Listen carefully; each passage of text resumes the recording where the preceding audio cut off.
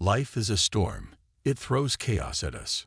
Unexpected failures, lost relationships, financial struggles, and the ever-looming uncertainty of the future. We fight. We resist. We break. But the key to peace, to true inner strength, lies not in fighting the storm, but in understanding what we can and cannot control. This realization is what the Stoics called the dichotomy of control. Over 2,000 years ago, a former slave named Epictetus unlocked a secret that would change the way we view life forever. He said, "Some things are up to us, and some things are not." And within this simple idea lies the foundation of Stoicism, the understanding that true power lies in recognizing what we can influence and releasing what we cannot. Life can be compared to a game of chess. You control your moves, your strategy, your decisions, but you don't control how your opponent plays. You don't control the roll of the dice, the wind that shifts, or the people who come and go. And yet, most of us spend our days desperately trying to control the uncontrollable.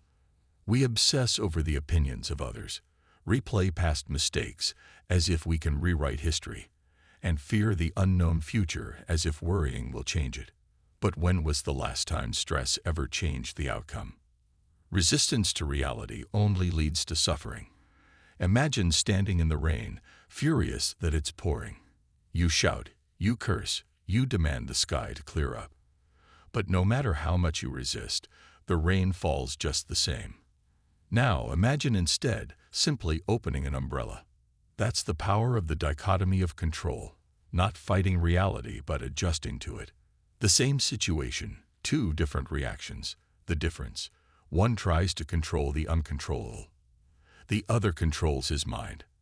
Understanding what you can control shifts your focus from anxiety to empowerment. Imagine you're preparing for a big presentation at work.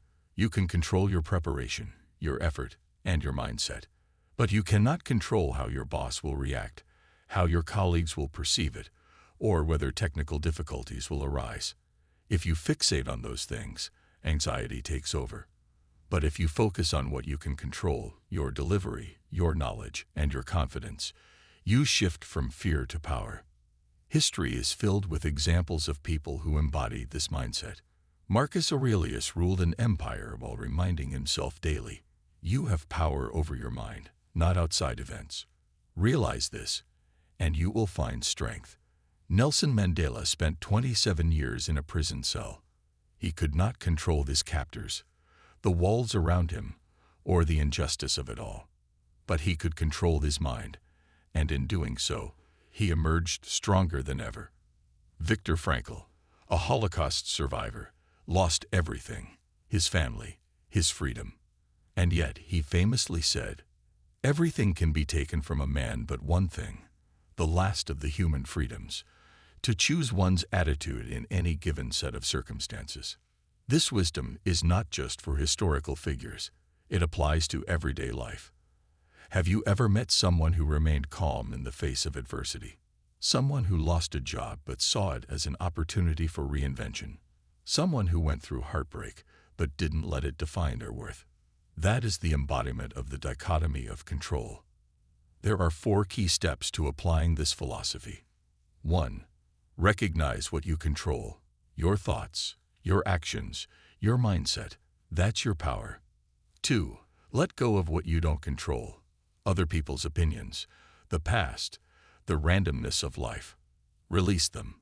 3. Reframe obstacles. Instead of asking, "Why is this happening to me?" ask, "How can I grow from this?" 4. Practice acceptance, not as weakness, but as strength. Because true control is mastering yourself. Acceptance does not mean resignation.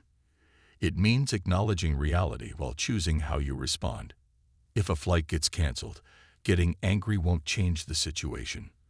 But using that extra time to read, reflect, or call a loved one, that's control. If someone insults you, you cannot control their words, but you can control whether you react with anger or indifference. Nature itself teaches this lesson.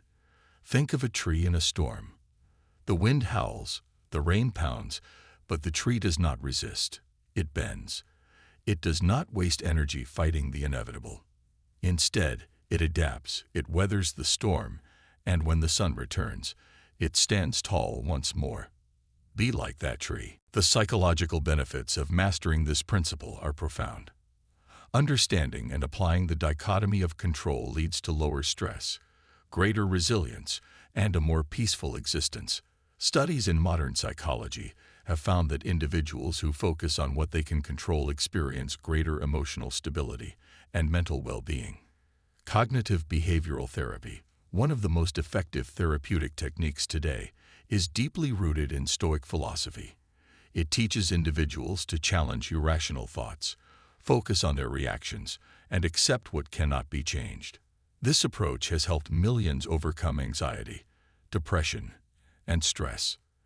The dichotomy of control applies in every area of life. Athletes cannot control the referee's calls, the weather, or the performance of their opponent, but they can control their training, their mindset, and their response to challenges. Entrepreneurs face countless setbacks. Steve Jobs was fired from Apple, the company he built. Instead of dwelling on it, he used the experience to innovate and later returned stronger than ever. In relationships, we cannot control how others treat us, but we can control how we respond. Instead of reacting with anger, we can choose patience, understanding, or even walking away when necessary. Letting go is one of life's hardest lessons.